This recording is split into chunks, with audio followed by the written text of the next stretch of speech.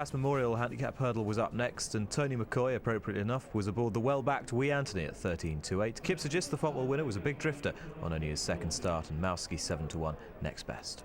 And they're off. They have 2 3/4 miles ahead of them in the Pask Memorial Handicap Hurdle. They go towards the first, and it was Supreme Piper who led Herons Gill over the first flight.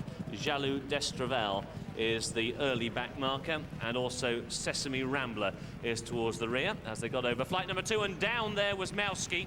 Mowski has unseated Liam Hurd at flight number 2. Liam's taken a very heavy fall there. Let's hope he's okay. Mowski really dived at the flight and gave Liam absolutely no chance of staying in the plate.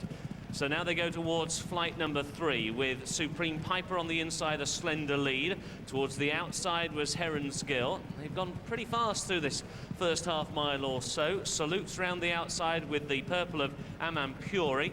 Then the red sleeves on the inside of Rum Pointer, now racing in 5th. He's just in advance of the loose horse. Alpha Gamble is in 6th towards the inside rail, followed by Albert House in 7th. Kipsigis is 8th. And good news, looking back towards flight number 2, Liam Hurd is up on his feet after that fall from Mowski. Looking towards the rear of the field, Wee Anthony has only got 3 behind early, and they include on the inside Jaloux d'Estraval. Towards that one's outside Sesame Rambler, and the back marker is Mick Fitzgerald aboard Mesmeric as they make the run up the home straight for the first time.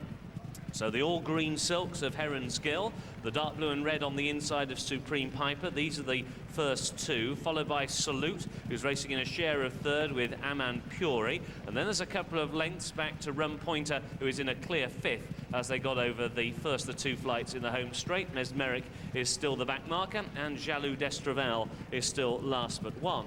Short run before they cross over flight number 5 of the 11 they take. As they come to it, Herons Gill will lead, Salute, Amman Puri, Supreme Piper and Rum Pointer. And then there's a break of about 2 lengths to Alpha Gamble, who is now racing in 6th place. In 7th is Albert House. Kipsigis is in 8th.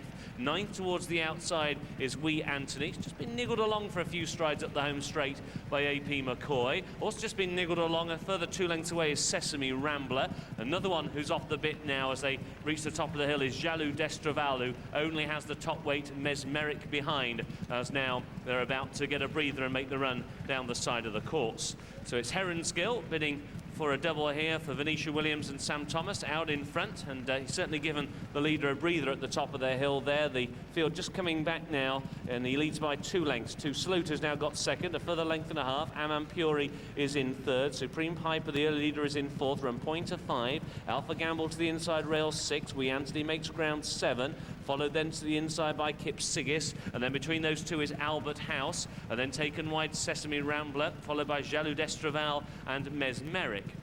So heading off now towards the first down the back straight, which will be flight number 6. They're through the halfway point. Now the loose horse goes on in front of this leader, and still the leader is Herons Gill. Herons Gill clear there by a couple of lengths over Salute in 2nd, now being ridden along. Towards the inside now, taking 2nd place once more for Claire Dyson is Supreme Piper, and now making ground into 4th is Alpha Gamble as they go over the next flight down the back straight. And down there, the joint leader, Supreme Piper, is down, and Alpha Gamble has been brought down. Alpha Gamble in 4th was brought down in a melee caused by the fall of Supreme Piper. That all happened at flight number 7. That was the 8th at which Jaloux d'Estraval was very slow over that flight of hurdles and struggling badly now at the back of the field. So now the leading group are bunching up very tightly indeed. Herons Gill has got the lead. Amman Puri is in 2nd. Kipsigis to the inside, the noseband in 3rd. The grey on the outside. Wee Anthony is in 4th in the McManus hoops. He's followed by the next grey in the field. That was back in the field, Sesame Rambler, and then Rum Pointer. Mesmeric is making ground for Mick Fitzgerald, pink colours with a light blue cap, and then being driven to the outside, Albert House, Salute, and Jaloux d'Estraval, as now they make the turn back towards home. They've just got the 3 more flights of hurdles to take, 2 flights to take, and as they do so, it's Herons Gill who's out in front. Kipsigis is in 2nd. Wee Anthony now being driven along by AP McCoy, back in 3rd, but he's still only got 2 lengths to find. Sesame Rambler has now taken 4th. fourth. To the inside, Mesmeric is in fifth. Amanpuri made the turn in sixth, and he's already held. Rumpointer has just taken that place. Then to the outside, staying on Albert House, but only at the one pace as they come inside the final 3 furlongs. Now the second from home in the sights of Herons Gill. Now in the light blue and red, Kipsigis has now got to within half a length, and he's now in second. In third position is Sesame Rambler.